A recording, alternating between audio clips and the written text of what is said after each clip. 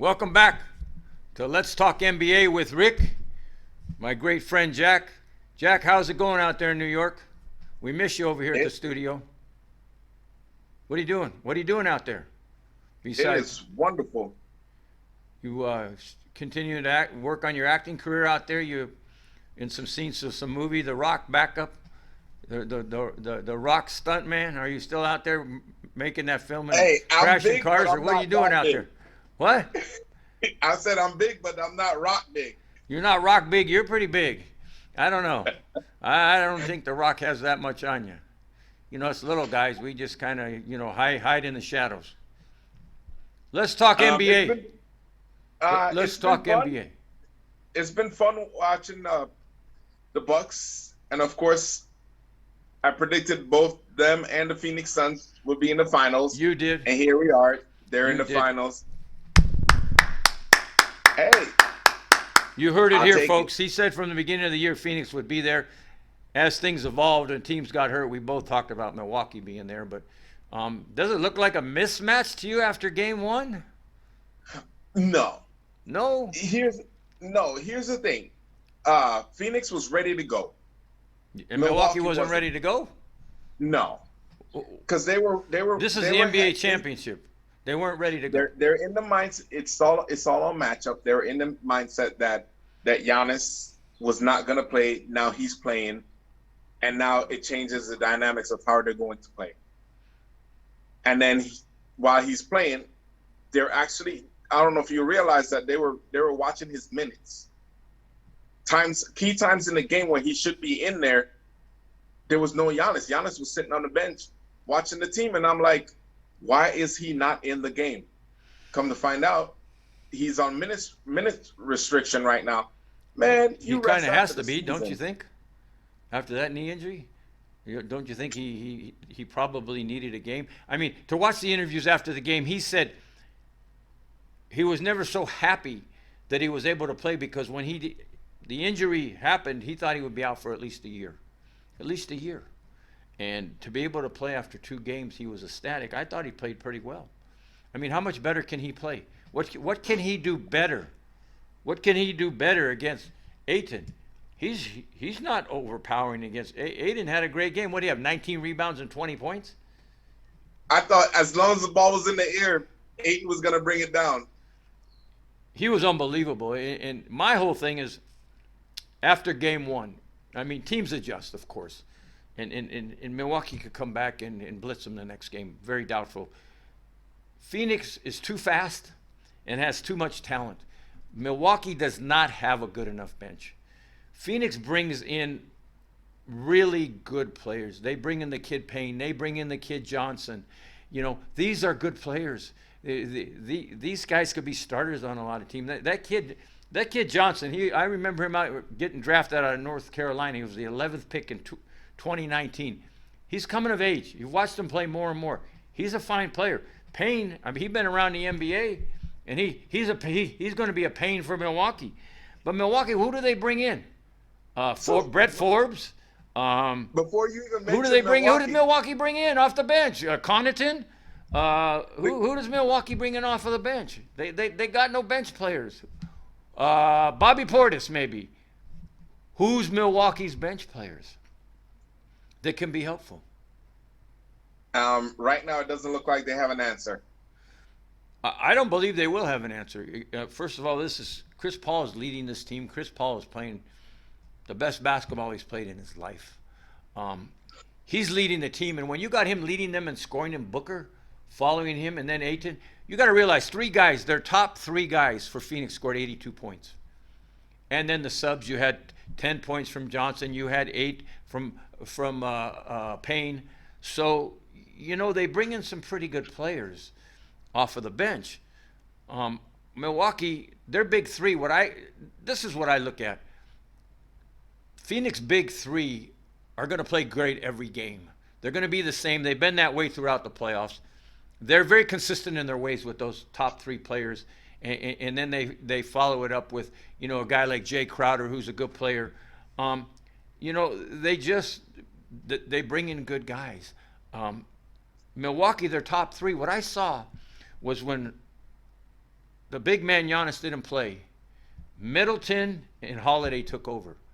Last night, Holiday was very tentative. Whenever he wanted to get his shot, he got it. But he wasn't getting the ball enough. He went down the court a couple times and made easy layups. When he facilitates, when Holiday takes over, and we said this, the difference in Milwaukee is Holiday. And we saw it in the last two games against Atlanta. Don't you agree? Holiday really, Middleton and Giannis are going to get theirs. But Holiday has got to be like Chris Paul. Holiday has to be the Chris Paul of Milwaukee.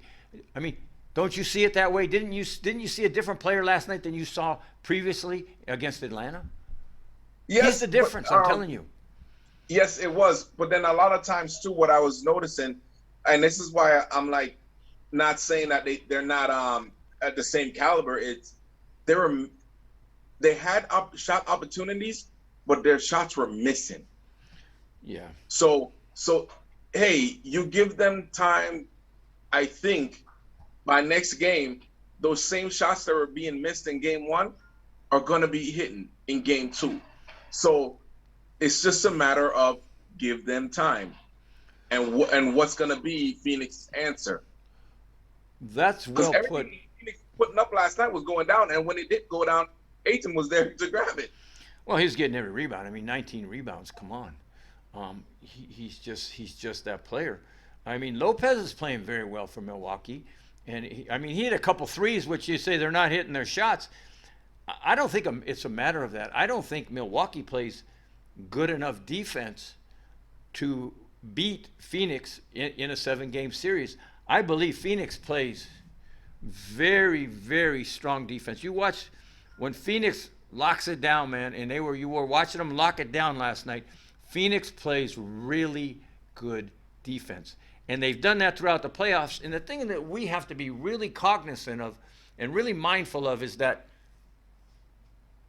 basketball in the Western Conference was superior to the Eastern Conference this year. We said that all year. There were 6 or 7 teams in the West that I believe could win it. There was 3 teams that we talked about in the East all year, and then Atlanta ended up playing pretty well. The Knicks were a disappointment. So, and then with injuries, really, who did Milwaukee really beat? But then you stop and you talk about Phoenix, and this is a difference in experience. Phoenix beats the Laker team without Anthony Davis, but still a good team. Phoenix sweeps Denver, I'm sorry. Phoenix sweeps Denver. How is that possible?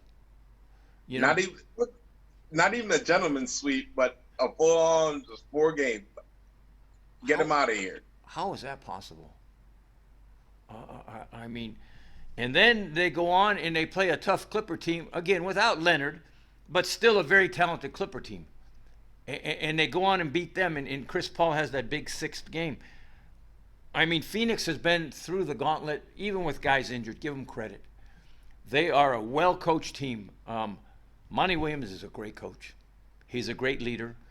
He lets his players. He was talking last night in the interview room after the game about how he and Chris Paul are so much on the same page, that he lets Chris Paul do his thing, and sometimes he has plays he wants the team to run. He lets Chris Paul dictate plays that they're going to run. They just look at each other, and they know what they're going to do. That's great when you have a facilitator like that. I don't see that kind of relationship with Budenholzer with his players. I don't see that there. Milwaukee was out of sorts. Will they change and recover? I mean, do you think they will? Do you think Milwaukee can really beat Phoenix in a 7-game series? I don't think they'll win 4 games, but I think they'll make it competitive. The problem when I see with NBA games is there's a lot of they don't do in-game adjustments. It's usually a game. Even halftime adjustments, you don't even see it much. To where you could see a difference. I like the Suns. They ended the first half on top, and when they did third quarter, they just extended. They just continued to do what they were doing. Whereas you thought maybe a Milwaukee would come out and make some adjustments. I thought they would. Well, what's funny is, and I've watched a lot of playoff basketball, as you know, and what I've seen with Milwaukee is they go long periods without scoring. and it happened again last night. You can't win like that. You Not can't. against the Suns. And that's why they lost any games and had some competitive series, because even against Atlanta, I would watch Milwaukee go long periods of time without scoring the basketball. And you get to the point where you're watching them, and Middleton is just throwing up threes. He's taking the ball and just shooting. Giannis is trying to get the ball and run over everybody. I'm watching that game last night, and I'm saying, okay, you're trying to get back in the game in the last 5 minutes. Giannis is grabbing the ball and charging the basket and getting fouled, and he makes 1 out of every 2 free throws. And down comes Phoenix and makes a 2 or a 3. And I'm like, Phoenix will give. That happened 4 straight times. Giannis came down, tried to play bully ball, got fouled, and made 1 out of 2 free throws. Phoenix could care less. Let him shoot free throws. He's only going to make 50% if he's lucky. And Phoenix is going to come down and make 2s and 3s. So who's going to benefit? And I'm watching it and I'm saying, man, doesn't the coach see this? They're down by 12, 13. They had a chance to get within 7 points in that game. They were down 9. Phoenix misses with a good amount of time left. What happens? They come down. Milwaukee comes down. Giannis wants to play bully ball, gets the ball stolen. Phoenix goes down and scores the next 6 points. All of a sudden, the game's over. You go from 9 to 15 that quick, and it all happened off of a turnover by Giannis when they had a chance to only. Well, if they would have gone down 7, that's a real game. But again, he wants to play bully ball. Kick it out. Let Holiday take the shot. Let Lopez take the shot. Let PJ Tucker take the shot. Let Middleton. But stop playing bully ball. You're not going to win playing bully ball. Distributor in that sense, like I would say over the years, you'd have a guy like LeBron that what he does is he spoils us. Hey, if he's gonna go to the basket and he sees the open man, he dishes out to the open man, and we're like, why didn't you go for it? It's no. The shot that I'm going for is very contested, but then I have an open man. Why not dish it out to him?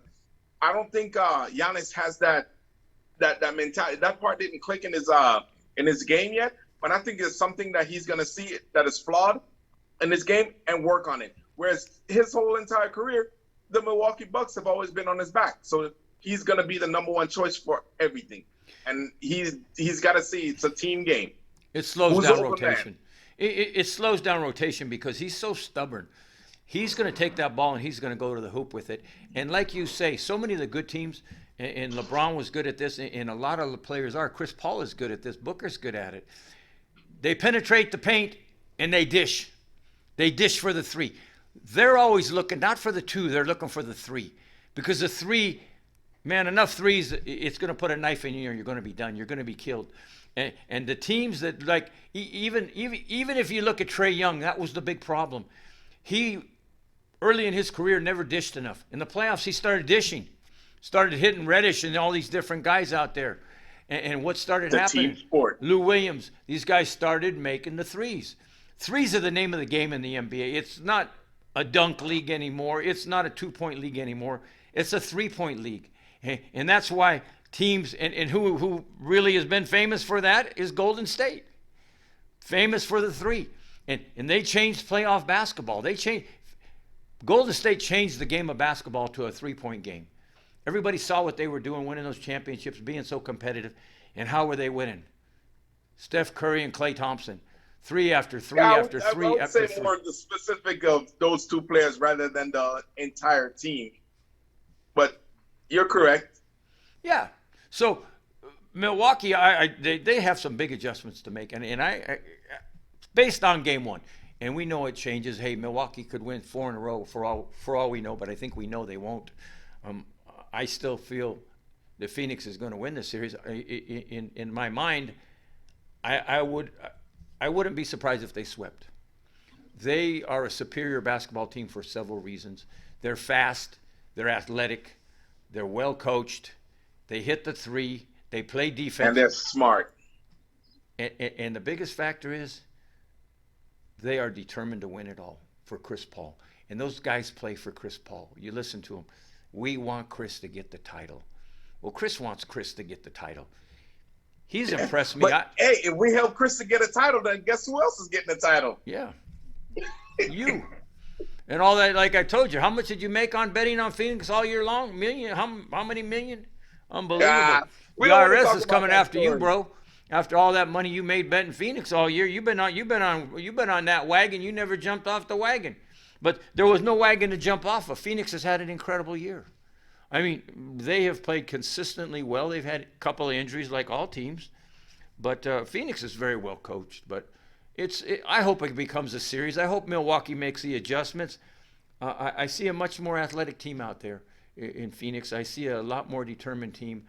And I see the 50-50 balls, the loose balls. Phoenix gets most of them. And they just they're scrappy, man. You know, they take Booker out, they bring in that Payne, they take Chris Paul out, they bring in Payne. You know, they're a tough team. And that Cameron Johnson is playing real good ball. He's hitting that three from the corner. So Ayton is a surprise of the year for me. I thought that kid was pretty good. You realize he's a #1 pick, right? Of course, out of Arizona. I watched him play in college. He was great at Arizona. And I said, this kid is going to be a great NBA player. In his first couple of years, he wasn't that good. But I don't think they had the cast. You know, they were missing one part, Chris Paul. And so here's the thing. Remember, during the year, I kept on every week. I'm like, who's the MVP? Who do you think the MVP is? And I kept on saying Chris Paul, Chris Paul, Chris Paul. And because the reason for an MVP, it needs to be redefined. It's a player that makes all the other players around him better and being a difference maker on the team. Well, that is Chris Paul. That is Chris Paul, and you've said that all year. Where's the MVP right now? He's gonna go play for Olympic. back home, playing basketballs for somebody else, not for the Denver Nuggets, and that's a team that got swept. So really, MVP? Yeah, no, it's a tough award in the NBA. It's the toughest award of any. It's the toughest award of any. The NBA more than anything. There's so many fine players. NBA is a great league. I'm going to miss it. We're about done with, the season. Is anything else you want to talk about these finals, these playoffs before we move on to the next thing? No, that's pretty much. We're right in where we're supposed to be as far as the Suns. They came out. They took game one convincingly, and I can just see them trying to do it for the rest of the season or for the rest of the series. Milwaukee will not blow out Phoenix in any game. Phoenix will not be blown out of any game. No. Milwaukee will be blown out of at least one more game. It may be game two. It's different at home. When you're shooting on your own baskets, people don't get it if they haven't played basketball. It's tough when you got to go on the road, and particularly if fans involved now. It can get real tough on you on the road. And particularly you're used to the floor, you're used to the basket, you're used to a way of life, you're used to the locker rooms. Football, not as much, Baseball, not as much, but basketball is really conducive to home team playing. It really is. And Phoenix is very comfortable right now. So we'll see what happens. Shall we address the elephant in the room now when it comes to NBA? You know what I'm Go ahead. You know what I'm talking about? Go ahead. Rachel Nichols, supposedly saying Maria Taylor got a top job there, the job on the pregame show, the after-game show in the NBA because of color, and that she didn't get it because of that, and she was last year, I guess it was, made a sideline reporter and not the main announcer on this stuff. Maria Taylor got that job, got it again this year, and then all of a sudden there was an apology. I guess it did happen.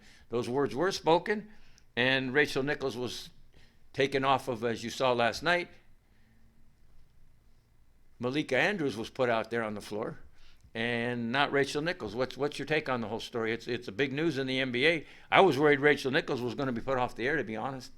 They decided not to do that. They kept her on the jump, which don't get me wrong, Rachel Nichols is great, but to make those kind of comments again, it's don't cry over spilt milk. Work a little harder. And be better at what you do, but don't be saying people got jobs because now you're flipping it the other way. So I mean, so as a man of color, what is your opinion?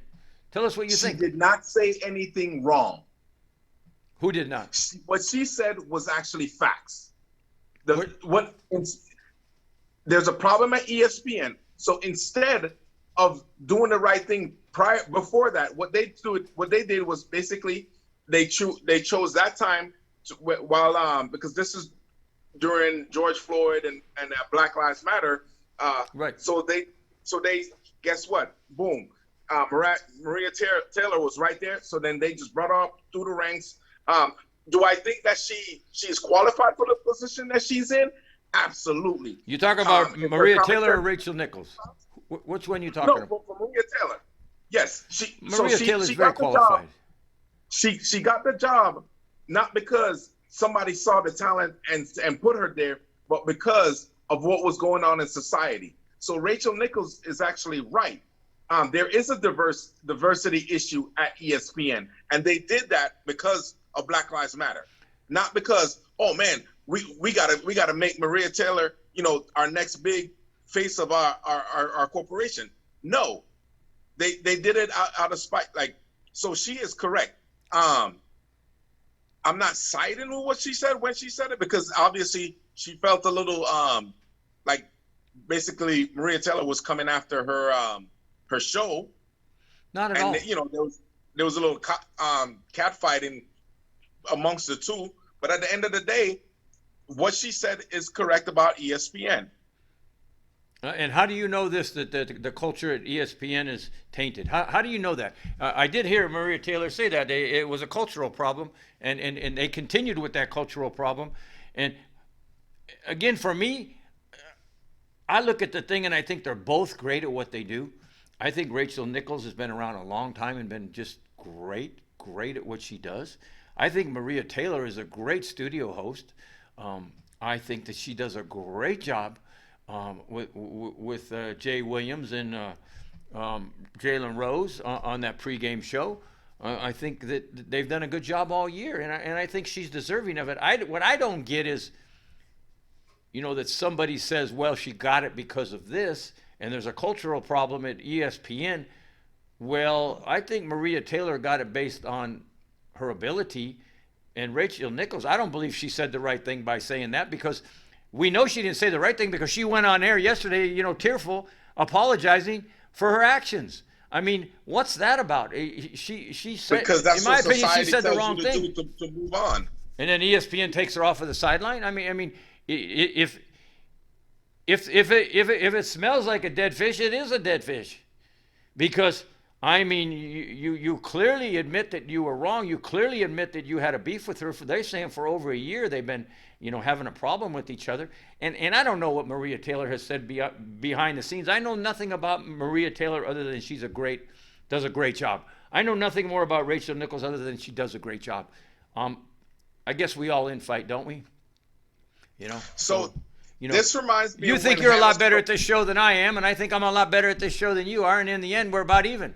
So, so that's like you going out and telling everybody, oh, Rick, he shouldn't be the lead guy. I should be the lead guy. And we don't even go there, but it's what I'm saying. It's like that I should, you should. No. We both should, and we do a great job. And it has nothing to do with either one of our colors. It has to do with we love sports. We love to talk sports. We get along great. We're the best of friends away from the show. And I leave it there. But, for people in that level to let it get out in public, to have a phone conversation like that, I just think it's childish. I think it's, in the end, it's egotistical and childish. And that's my problem with Rachel Nichols. I think it's egotistical and childish, and that has nothing to do with her ability to be a great broadcaster, by the way. So this reminds me of when Hannah Storm was up for a contract, and somebody said something lewd off air, or somebody recorded another of the anchors saying something lewd about her. Mm-hmm. So then guess what?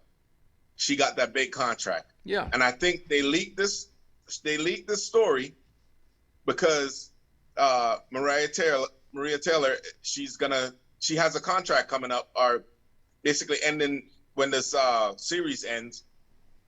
And that's why it's leaked. So then guess what? ESPN, they got to pony up and give her that big contract now. Well, that could be something different. I didn't even know about that. I mean, if you're talking about contracts now, and this is contract related, then yeah, people are going to try to get the best contract. I follow the money. Hey, in the end, it's about the money. That's why we do this show, that we make the big money. Maybe you. We do this for fun, folks. This is that's our number one priority, to bring good knowledge, good fun, for you to learn something, for us to learn something from you, and that's why we do this show. So to clear that up. But anyways, it'll all work itself up. You know, it'll work out, and I hope that it isn't more severe for Rachel Nichols. It's a mistake. We all make mistakes. We all No, say, you shouldn't be canceled based on one. yeah, but that's how people are nowadays. Because guess what? She is great at her job and what she Great. does. She's unbelievable on the jump, and she knows so many players. The players respect Rachel Nichols. She's gotten right in the trenches with them and done many interviews. I respect Rachel Nichols. I don't know that much about Marie Taylor other than she does a good job in the studio. She's very good on college football also. You know, Maria Taylor is multifaceted.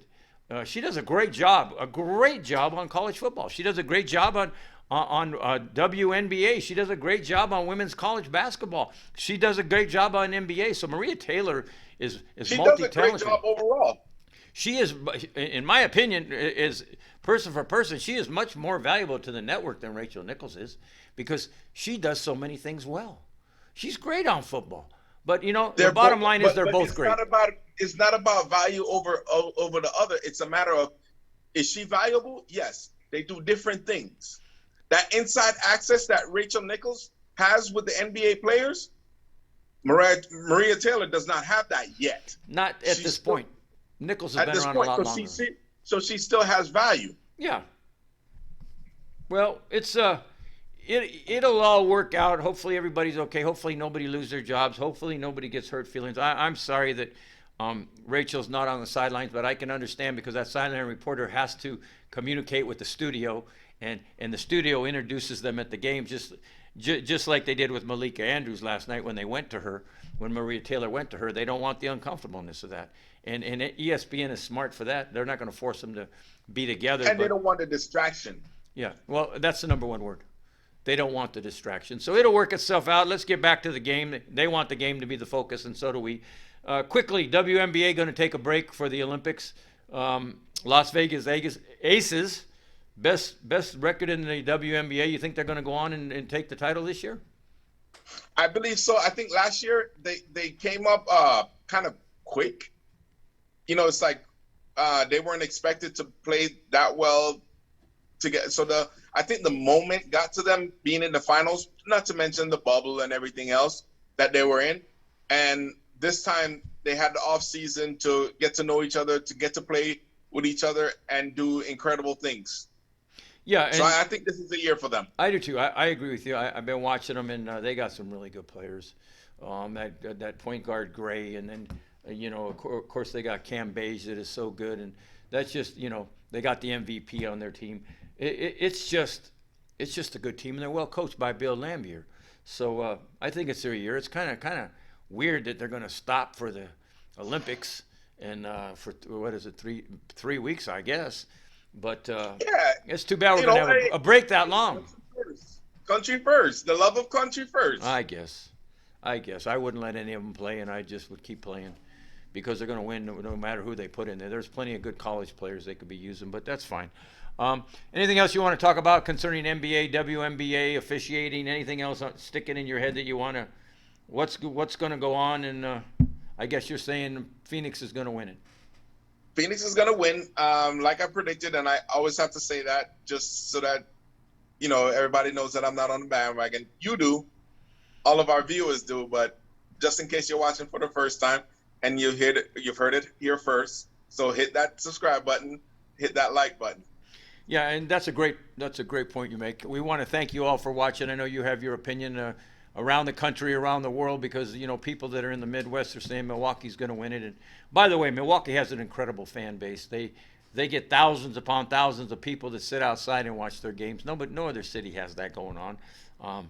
They have a great fan base in Milwaukee, and kudos to those fans. And let's hope we have a great series and it goes 7 games. And we'll talk more about it next week. We're getting close to the end of NBA, and as you all know, we'll get right into our NFL show after that and start talking about NFL and the what ifs and what's going to happen and who we like and all that stuff. But more than anything, we want to thank you for watching. Thank you for liking us. Thank you for watching us at all the different social media outlets. Have a great rest of the week. Enjoy the show. Please comment on us. comment on it to us, and we thank you for watching. God bless.